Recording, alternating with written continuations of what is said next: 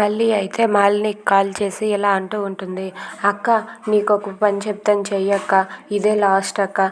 ఎందుకంటే ఈరోజు రాత్రి హాస్పిటల్కి 11 గంటలకు రా అక్క నువ్వు. అది ఆ విషయం వసుంధర అమ్మకు కానీ ఇంట్లో ఎవరికి కానీ చెప్పకుండా నువ్వు హాస్పిటల్కి రా అక్క. అలా అయితే అరవింద్ బాబు గారు బ్రతికే ఉన్నారని నేను నిరూపిస్తానక్క.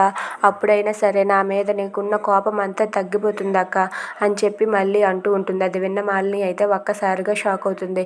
ఏంటి నాటకాలు ఆడుతున్నావా అని చెప్పి అంటుంది.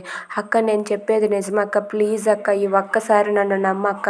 నువ్వు రాత్రి 11 గంటలకి ఇంట్లో ఎవరితో చెప్పకుండా హాస్పిటల్కి రా అక్క అని చెప్పి అంటూ ఉంటుంది. అది విన్న మాలిని అయితే ఏంటి నువ్వు నిజంగానే చెప్తున్నావా అంటే ఆ సీతమ్మ తల్లి రామయ్య తండ్రి మీద ఒట్టేసి చెప్తున్నాను అక్క, నిజంగా అక్క అని చెప్పి ఫోన్ని పెట్టేస్తుంది.